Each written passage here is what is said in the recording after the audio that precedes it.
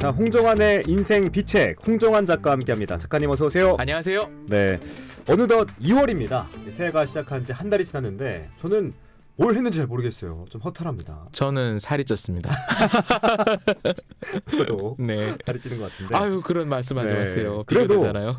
인생 비책 덕분에 책은 좀 읽은 것 같아요. 네네. 우리가 걷는 길 길고 좀 먼데 멀리 보고 다시 힘을 좀 내야겠다 싶습니다.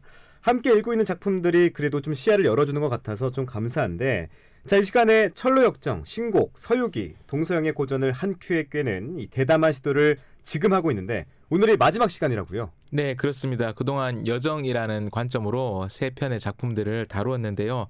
여정의 출발 지점, 그리고 여정을 함께 걷는 길벗에 대해서도 이야기를 했습니다. 오늘 마지막 시간을 한번 이야기를 해보려고 합니다. 자, 오늘은 어디서 시작할까요? 오늘은 서유기를 시작을 하려고 합니다. 서유기부터 네, 시작을 해서 네. 여정의 마지막, 즉 인생의 종착지 혹은 인간이 궁극적으로 어떤 방식으로 삶을 마무리하고 더 나은 존재가 될 것인지에 대해서 새 전통이 어떤 비전을 가지고 있는지, 어떤 전망을 가지고 있는지를 살펴보고자 합니다. 그런데 이 작가님께서는 목사님이시기도 하잖아요. 네. 이렇게 동양적 또 불교적 색채가 강한 작품들을 읽을 때 어떤 생각들을 하시는지 궁금합니다. 제가 모든 목사를 대표할 수 없기 때문에 네. 딱 잘라서 말하기는 힘듭니다. 또 굉장히 많은 분들은 그거 왜 보냐 그런 거 네, 이렇게 말씀하실 수도 있는데, 그럴 수도 있죠. 기본적으로 저는 이런 것들을 통해서 배울 수 있는 바가 매우 크다고 생각합니다. 어떤 점들요? 특별히 두 가지인데요. 네. 하나는 이 서유기 같은 작품, 특히 동양적인 색채의 작품들이 한국 사람들의 그 멘탈리티를 형성하는 데 굉장히 중요한 역할을 한 전통을 담고 있죠. 그러면 우리는 어디서 왔는가? 또 우리는 왜 이런 방식으로 사고하고 있는가를 이해하는데 굉장히 큰 도움을 준다는 점에서 배울 수 있는 바가 매우 크고요.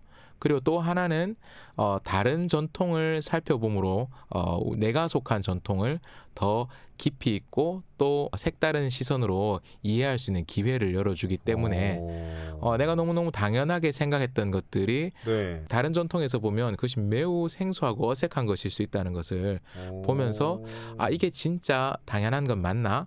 너무 무비판적으로 받아들였던 것 아닌가라고 다시 한번 사고할 기회를 주기 때문에 네. 다른 종교의 전통, 다른 전통들이 가지고 있는 초월에 대한 관념들을 살펴보는 것은 굉장히 유익하지요. 그럼 서유기를 통해서는 어떻게 좀 결말을 지을 수 있을까요? 예, 서유기는 마지막 장면에서 삼장법사 일행이 상을 받는 것으로 마무리가 됩니다. 석가열애가 일행을 불러서 치하하고 상을 내리는데요.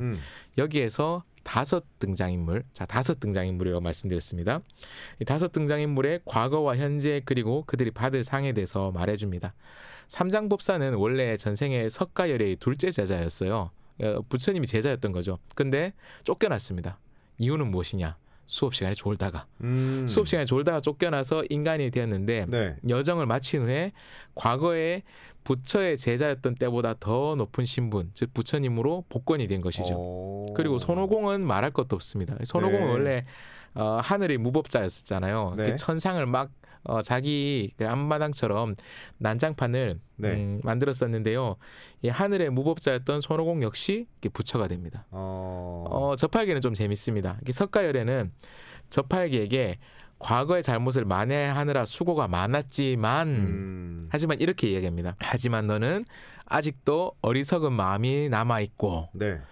여자에 대한 욕정도 사라지지 않았다. 아하. 그렇지만 네가 짐을 지는 공을 세웠으니 내 직책을 올려 정과를 인정하고 정단사자로 삼겠노라 라고 말합니다. 저팔계가 투덜거립니다. 아니, 스승님도 손형도 다 부처가 됐는데 왜 나는 이런 벼슬이 났습니까? 네네. 그러니까 허영만 화백의 캐릭터의 표현을 빌리자면 왜 이러셩 이렇게 얘기한 거죠. 그렇죠. 저팔계가 투덜거리니까 석가열애님이 이렇게 달랩니다. 너는 게으른데 밥통은 크지 않느냐? 이게 사실 밥통이란 건 위장을 쓴 우리말로 밥통이라고 하죠. 너는 게으른데 위장이 크지 않냐? 그러니까 불사가 있을 때, 절에서 제사를 지낼 때 정단, 재단을 정리하면서 재물을 마음껏 먹어라. 내가 너를 얼마나 배려하고 있는지 아냐라고 하니까 저팔계가 그렇군요 하고 또 좋아요. 네, 좋아합니다. 그래서 받아들여요. 귀엽네요. 예, 그리고 사오정은 우리가 지난주에도 잠깐 언급했던 것처럼 금신나한 즉 저팔계보다 높은 벼슬을 받습니다. 그리고 마지막으로 제가 5 등장인물이라고 했잖아요. 네, 한 명 누구예요? 석가열애가 또 하나의 등장인물을 치하하는데 바로 삼장법사가 타고 다녔던 백마, 말에게 상을 줍니다. 근데 이 백마가요 원래 말이 아니었어요. 그럼요? 원래 용이었습니다. 아 그래요? 서해 용왕의 아들이었는데 죄를 지은 거예요. 무슨 죄를 지었냐? 네. 불효의 죄를 지었다라고 이야기를 합니다. 그래서 가끔 우리 아들이 저를 이제 공격할 때가 있습니다. 아 그래요? 체육관에서 배운 기술을 네. 아들도 저를 닮아서 체구가 크고 뼈대가 굵어서 네. 제가 신신당부하거든요. 아들아 절대 친구들에게 기술을 써서는 안 된다. 정말 기술을 걸고 싶을 때는 네. 차라리 아빠한테 걸어라라고 했다가 제가 지금 그걸 몇 년째 두고두고 후회하고 있는데요. 계속 제가 탭을 칩니다. 그래서 이제 그런데 그러면서 제가 늘 얘기하죠. 너는 효자다. 아 효자다. 불속성 효자다라고 이렇게 이야기를 하고 있습니다. 너는 나의 불속성 효자다라고 이렇게 이야기하고 있는데 이게 이제 죄라는 것이죠. 네. 몇 년 전에 대통령 선거에 후보로 나왔던 어떤 분 잊을만 하면 나와서 네. 엽기적인 공약들을 내거나 어떤 후보는 이런 공약을 내건 적이 있었습니다. 불효자 사형. 네. 맞아요. 그래서 제가 우리 아들에게 정말 그 사람이 대통령이 안 돼서 다행이다라고 하면 내가 불효자야? 아니 너 말고 아빠가 불효자야. 아빠가 할아버지 할머니한테 불효자라서 아빠가 사형될 뻔했잖아. 뭐 이렇게 이제 말을 돌리곤 합니다. 근데 이 백마가 불효의 죄를 지어서 벌을 받은 것이죠. 그러니까 원래 용이었는데. 네, 그래서 벌을 받던 중에 그럼 네가 말로 둔갑을 해서 삼장법사를 태우고 여정을 끝까지 걸어가면 용서해주겠다라고 한 것이죠. 그래서 석가열애는 백마를 불교를 수호하는 용이 되게 함으로써 용으로서의 지위를 회복을 시켜줍니다. 이 서유기의 마지막 장면들을 보면 과거의 과실 그리고 그 과실을 덮는 공 이런 것들을 논하면서 상을 내리는 것이 인생의 마지막 장면으로 그려지죠. 그러니까 현실에서 겪는 고난과 아픔 이런 어려움들은 내 과거 불교적인 용어를 빌리자면 전생에 뿌리를 두고 있다는 생각을 되게 뚜렷하게 보여주는 것이죠. 근데 제가 아까 그리스도인으로서 이런 것들을 어떻게 보냐라고 말씀하셨잖아요. 제가 그리스도인 내부의 정보를 좀 전달해드리자면 굉장히 많은 그리스도인들이 이런 생각을 두고 불교 혹은 인도 사상을 좀 낮춰보는 경향이 있습니다. 이걸 좀 단순한 숙명론으로 격화시키는 거죠. 근데 저는 그렇게만 볼 수는 없다라고 생각해요. 기독교 안에도 결이 좀 다르지만 예정론이라는 관점이 있는데요. 기독교의 예정론을 단순한 숙명론으로 생각하는 것만큼이나 되게 좀 저는 성급하고 어리석은 태도라고 생각을 해요.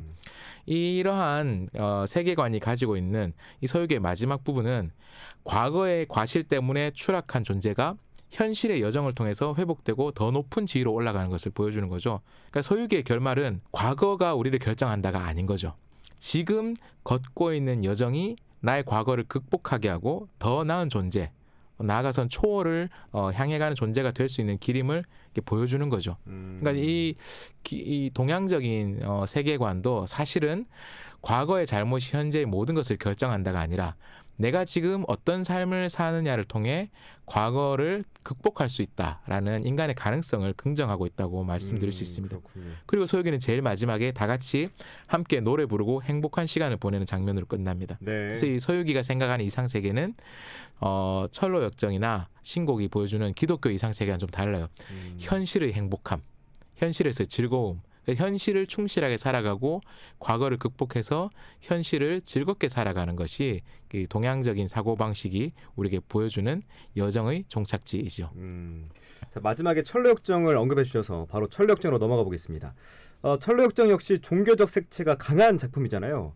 기독교를 빼놓고 이해할 수 없는 작품이라고 보면 되겠죠? 그렇죠.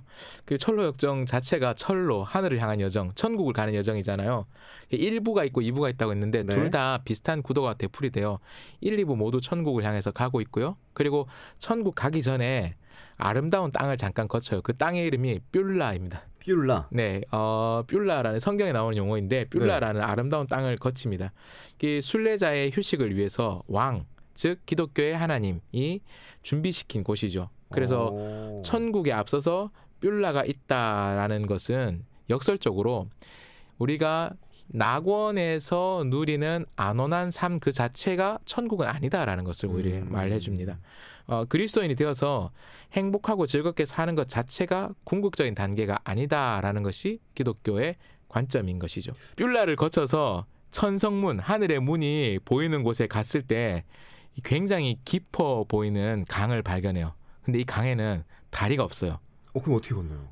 이거 이미지는 일단 그 중세의 성을 한번 생각해 보십시오. 네. 큰 성이 있고 성 주변에 해자가 있는 거예요. 근데 네. 다리가 없어요. 다리가 없어. 강을 건너지 않고 문에 들어갈 방법이 없냐라고 주인공 크리스찬이 안내자에게 물으니까 네. 아주 드물게 있었다.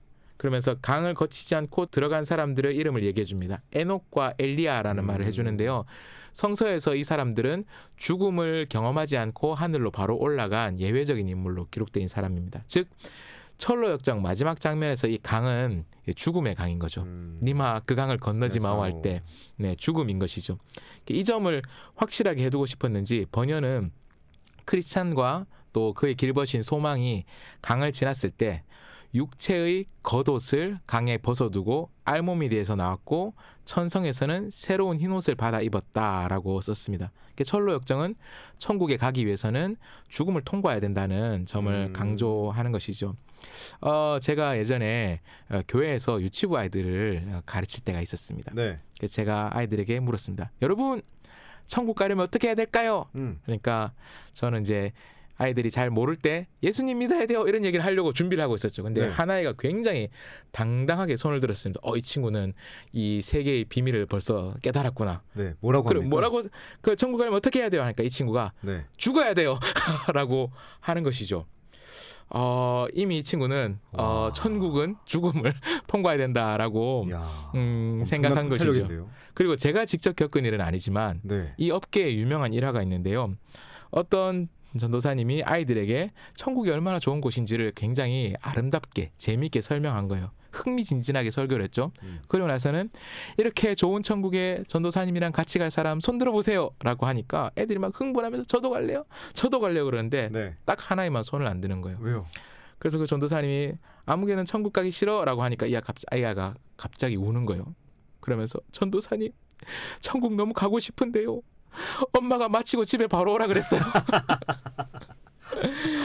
저는 너무 귀엽다 근데 이 두 가지 에피소드가 천국에 대한 네. 오늘날 한국 교회 그리스도인들이 가지고 있는 두 극단의 이해를 너무너무 잘 보여준다고 생각해요. 제가 겪은 일, 천국 가려면 어떻게 해야 되냐? 죽어야 돼요라는 건 천국을 지나치게 탈속적으로 이해하는 경향.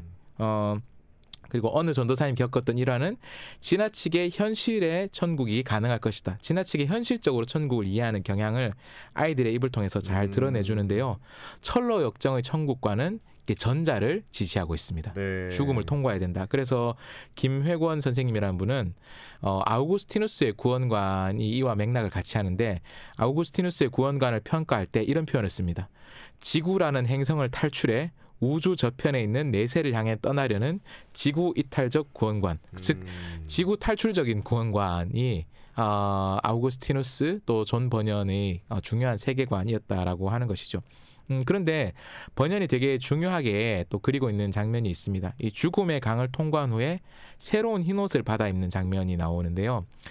육체의 겉옷을 벗었다라고 했잖아요. 그러니까 천국이라는 것이 영혼체, 정신체로만 존재하는 곳이 아니라 존재론적으로 새로운 몸을 가지고 살아간다라는 점을 보여준다는 면에서는 통속적인 천국관보다는 조금 더 깊이 있는 이해를 가지고 있는데요.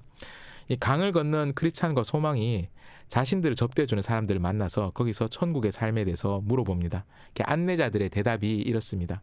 천국의 이상세계 특징을 잘 보여주는데 병과 슬픔, 괴로움이 없는 곳, 그리고 그동안 겪었던 슬픔의 대가로 즐거움을 누리는 곳, 늘 하나님을 찬송하는 곳, 또 먼저 가 있는 친구와 뒤따라올 친구들을 만나서 즐겁게 교제하는 곳이 철로 역정이 그리는 천국인데 그 대화 직후에 크리스찬과 소망이 천국에 들어갔을 때 다른 사람이 등장합니다. 네. 무지라는 사람이 나와서 이 사람이 거짓 소망이 뱃사람이 있었어요. 우리가 지난 시간에도 가짜 소망을 이야기했었죠. 네. 이 고통을 겪지 않고도 우회할 수 있는 길이 있다라는 것을 이야기를 해줍니다. 그래서 이 거짓 소망이 뱃사람인데 보트를 태워주는 거예요. 이 죽음의 강을 이 배를 타고 건널 수 있다라고 하는 거죠. 근데 이 무지가 강을 건넜을 때 천국에 못 들어갑니다. 왜냐하면 티켓이 없었기 때문입니다. 천국에 들어가기 위한 증명서가 없어서 그 자리에서 다시 이렇게 인형 뽑기처럼 뽑혀서 지옥으로 다시 던져지는 장면이 나옵니다. 이 무지와 거짓 소망이 보여주는 에피소드는 두 가지 내용을 보여주는데요. 첫 번째는 우리가 앞서 이야기했던 것처럼 진짜 소망은 고통을 회피하도록 돕는 것이 아니다. 아니죠. 라는 것을 보여주고요. 네. 또 두 번째는 이건 기독교 내부적인 또 기독교에서 특정한 전통의 내부적인 입장인데요. 구원은 신이 먼저 정해둔 것이다 라고 하는 것입니다. 이 크리스천을 비롯한 일종의 순례자들은 여정을 시작할 때 받은 증명서를 천국문에서 제출해야 되는 거예요. 그러니까 설사 무지가 강을 제대로 건넜다 하더라도 그는 그 증명서가 없었기 때문에 처음부터 들어갈 수 없는 애당초 지옥으로 갈 수밖에 없는 운명이었다라는 것이죠. 이것이 기독교 신학에서 굉장히 논쟁적인 주제입니다. 이른바 이중예정설이라는 것이죠. 누구는 구원받고 누구는 구원받지 못하도록 이중적인 예정이 있다라는 것이고, 이것이 철로 역정이 속한 전통, 번연이 속한 제 첫 시간에 말씀드린 칼뱅파 기독교, 한국의 주류 장로교의 특성을 담고 있습니다. 근데 이것이 기독교 전통 안에도 굉장히 넓어요. 이런 생각을 거부하는 다른 전통들도 있습니다. 그래서 번연의 작품은 그러한 전통을 좀 뚜렷하게 보여주고 있는 경향이 있는 작품이다라는 것이고요. 네. 그런데 이제 결말을 생각해 보면 좀 뻔한 측면도 없잖아 있거든요. 네. 철로 역정이 그리는 인생의 마지막, 어떤 모습으로 생각하면 될까요? 철로 역정은 출발과 결말 부분을 보면 칼뱅파 기독교가 세계를 어떻게 보느냐에 대한 태도를 굉장히 잘 알 수 있습니다. 이 세계는 장차 망할 곳, 네. 그래서 이곳을 탈출해야 될 곳. 그런데 이곳을 탈출하여서 그곳에 들어가기 위해서는 처음부터 그 증명서, 티켓을 받아야만, 이른바 예정을 받아야만 입장할 수 있는 곳이라고 해서 기독교 전통 바깥에 있는 분들이 보기에 굉장히 폐쇄적으로 볼 수 있는 그런 성향을 뚜렷하게 보여주는 작품이기도 하고요. 그래서 저는 이 점을 좀 분명하게 하고 싶어요. 철로 역정이 보여주는 가치관이 기독교 전통 중에서 오랫동안 중요한 흐름을 차지하고 있었던 것은 사실이지만, 이것과 다른 입장을 가지고 있는 기독교 전통도 기독교 역사 속에서는 얼마든지 있었고, 현재 세계 기독교 흐름 중에서 오히려 그쪽이 더 메인스트림이다라고 말씀드릴 수 있습니다. 네. 자, 이제 마지막 신곡 남았습니다. 이 세 권으로 된 신곡의 마지막 권 제목이 천국이에요. 네. 방금 우리가 철로 역정에서도 천국을 많이 언급을 했는데, 천국 편이 묘사하고 있는 천국은 어떤 곳입니까? 이게 신곡이 좀 난감합니다. 왜요? 왜냐하면 신곡이 3권으로 되어 있는데요. 네. 1권이 지옥, 2권이 연옥, 3권이 천국이에요. 즉 천국 이야기가 한 권입니다. 다른 작품들은 마지막에 10여 페이지지만 이 신곡은 한 권이 천국이라서 적절한 분량으로 이야기할 수가 없고, 또 사실은 모두 다 하고 싶은, 왜냐하면 세 작품 중에서 언어의 아름다움이 가장 빼어난 작품이 무엇이냐라고 하면 저는 단연 신곡을 꼽을 텐데요. 특별히 그 중에서도 천국에 대한 기술이 기독교인이 아니라 할지라도 그 언어의 아름다움을 사랑하는 사람이라면 정말 아름답고 감격스러울 수밖에 없는 그런 장면들이 가득합니다. 근데 이 아쉬움을 누르고 독특한 점을 골라서 간단하게만 말씀드리자면, 단테가 지옥편과 연옥편을 시작할 때는 서사시의 전통을 따라서 자신이 경험한 것을 잘 기록할 수 있게 해달라고 무사히의 여신들에게 기원을 합니다. 무사히 여신은 호메로스도 자신의 서사시에서 무사히 여신들에게 이것들을 잘 말할 수 있게 도와달라고 기원을 하는데요. 기억의 여신인 무네모시네와 또 제우스 사이에서 태어난 9자매입니다. 무사히 여신들을 영어권에서는 뮤즈라고 부릅니다. 우리가 나의 뮤즈, 영감을 주는 대상을 그렇게 부르잖아요. 음악과 철학 등 예술과 학문을 수호하는 여신들이 무사히 여신들인데요. 근데 뮤즈에게, 무사히 여신들에게 안녕과 또 가호를 빌었던 지옥편, 연옥편과 달리 천국편은 아폴론에게 기원을 합니다. 이 아폴론도 물론 예술을 수호를 하는데, 아폴론을 섬기는 그리스의 신전 이름이 델포이 신전입니다. 그리스 신화에서 델포이 신전은 신탁으로 유명한 곳이에요. 그리스 신화에서 유명한 영웅들이 이거 어떻게 해야 될까? 어디로 가야 될까? 이른바 하늘의 뜻을 알기 위해서 찾아가는 곳, 신탁을 받는 곳이 바로 델포이 신전이었습니다. 이렇게 해석할 수 있어요. 지옥, 연옥에 대해서는 예술과 학문의 힘으로 어느 정도 그려낼 수 있어요. 하지만 천국을 그리기 위해서는 신탁이 필요한 거죠.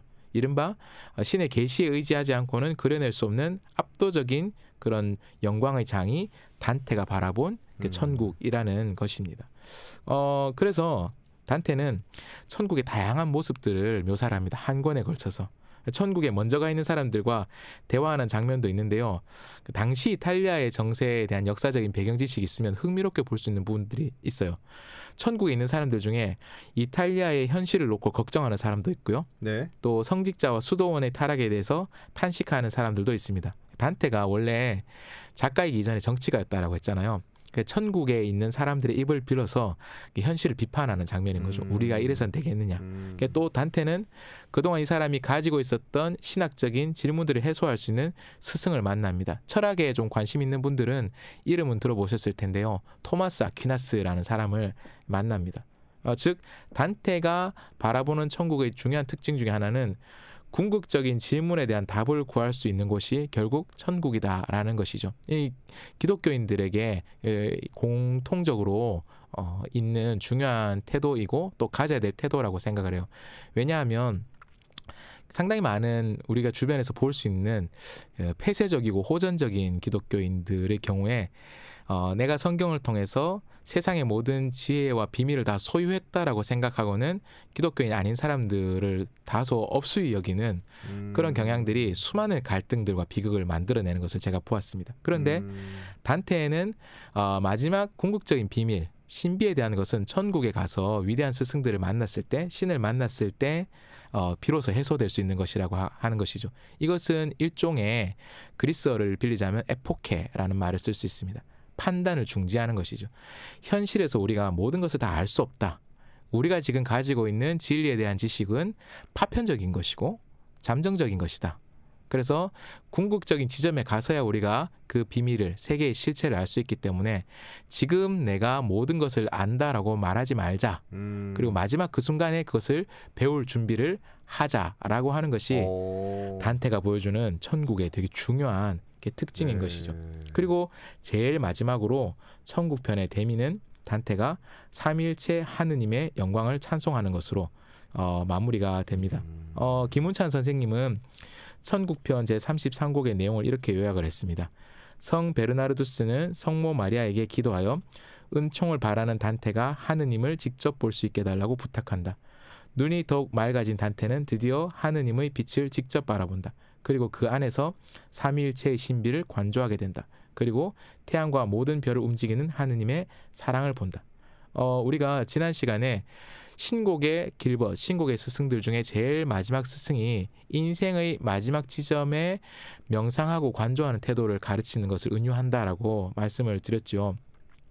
단테의 신곡 마지막 부분이 이제 그런 내용으로 가득한 것이죠. 그래서 이것은 여러분이 꼭 그 종교와 무관하게 이 부분은 직접 읽어보시면 자기가 가지고 있는 종교나 특정한 전통과 무관하게 좀 더 나은 삶을 살아가고자 하는 사람들이라면 보편적으로 추구하는 어떤 갈망이나 이런 것들을 느끼면서 여운에 쫙 빠지시는 경험을 하실 것 같아요. 그러니까 우리가 아름다운 영화나 음악을 접했을 때 이 작품이 끝난 후에도 여운이 남죠. 예, 멍하게 그 작품의 세계에서 빠져나오지 못할 때가 있잖아요. 단테가 그런 걸 그리거든요. 자신의 필솔로는 도저히 그려낼 수 없는 압도적인 아름다움을 경험한 후에 그 여운에 머물고 있는 자기 상태를 설명하는 것으로 그 아름다움을 직접적으로는 그릴 수 없고 간접적으로만 내가 그 여운에서 빠져나오지 못하고 있다라는 것만으로 그 뭐랄까요, 그 압도적인 아름다움을 이렇게 묘사하려는 시도를 합니다. 그래서 저는 종교와 무관하게 단테의 신곡의 마지막 부분은 도서관에 찾아서 꼭 읽어보시라라고 권하고 싶어요. 자, 이렇게 고전 세 작품을 한 번에 살펴보는 거 특별한 경험이었는데 이 작품을 도전하는 분들께 끝으로 전하고 싶은 말씀 있으시다고요? 이 세 작품이 다 만만치가 않고 또 자기가 가지고 있는 전통, 속해 있는 전통과 세계관 바깥에서 어떤 작품을 읽으려고 하면 마음이 좀 부딪히시는 분들이 분명히 있으리라고 생각합니다. 특별히 뭐 종교적인 색채가 강한 작품들이기 때문에. 그런데 저는 이렇게 생각해요. 누구에게나 배울 것이 있다라고 생각하고 그 작품을 그냥 있는 그대로 좀 즐겨보는 시도를 했으면 좋겠다라는 것이 첫 번째이고요. 그리고 또 하나 권하고 싶은 것은 신곡과 서유기 같은 작품은 소리 내서 읽어보면 굉장히 그 언어의 아름다움이 참 좋다라는 것을 좀 권하고 싶어요. 확실히 차이가 있나요? 네. 눈으로만 읽는 거랑 소리 내서 읽는 거랑? 네, 그렇습니다. 제가 그래요? 그 서유기의 번역본 중에 지금 제가 선택한 번역본을 추천한 이유 중에 하나가 시와 사가 빠짐없이 소개되어 있다라고 맞아요. 했잖아요. 네. 운문인 것이죠. 그리고 신곡도 사실 소설이 아니고 서사시입니다. 그게 운문이기 때문에 비록 원문에서 우리말로 옮기는 과정에서 그 시의 원래의 리듬감을 완전히 옮기는 것은 불가능하더라도 번역자들이 그 운문의 맛을 살리고자 최선을 다했거든요. 그래서 일종의 노래를 부르는 것처럼 이 네. 운문을 즐길 수 있는 것이죠. 그래서 긴 서사시를 즐기는 또 하나의 방법은 뭐냐 하면 처음부터 끝까지 읽는 것이 아닙니다. 마음에 드는 부분을 골라서 소리내서 읽고 또 읽고 하는 것이죠. 이것이 굉장히 어떤 면에서는 아름다운 언어의 그 진동을 우리의 몸에 각인시키는, 우리의 몸의 공명을 거기 맞추는 그런 과정이 될 수도 있다라고 네. 생각을 해서 저는 소리내서 읽어보시라라고 꼭 권해드립니다. 네. 자, 오늘 이 세 가지 책 마무리 짓는 시간인데 다음 시간에는 어떤 책들을 만나볼까요? 다음 주부터는 어떻게 보면 좀 실용적인 책을 한번 읽어볼까 하는데요. 저는 이것을 리더십 고전 읽기라고 리더십. 큰 제목을 붙이고 몇 권의 책을 소개하려고 합니다. 네. 이른바 제왕학. 제왕학. 왕을 기르는 학문, 제왕의 학문. 그래서 동서양에서 왕자들을 교육시킬 때 네. 교과서로 썼던 그런 책들이 몇 권 있거든요. 그래서 저는 리더십 고전 읽기 혹은 내 아이를 왕으로 만드는 고전 독서법 뭐 이런 실용적인 타이틀을 붙일 수도 있을 테고 네. 우리가 자기계발서를 읽는 분들이 많이 있잖아요. 우리 주변에. 많죠. 이왕 자기계발서를 읽을 거라면 세월의 검증을 통과한 왕들이 읽었었던 왕의 후보들이 읽었었던 그런 제왕학 교과서를 몇 권 읽어보자라고 생각해서 네. 첫 번째로 많은 분들에게 생소할 수 있는데요. 키루스의 교육이라는 책을 읽어보려고 합니다. 네. 자, 그럼 다음 시간에는 키루스의 교육 함께 만나보도록 하죠. 그럼 설 연휴 잘 보내시고 저희는 2월 19일 새 작품과 함께 새로운 여정 또 준비를 하겠습니다. 기대하면서 기다리죠. 지금까지 인생비책 홍정환 작가와 함께했습니다. 작가님 오늘 말씀 고맙습니다. 고맙습니다.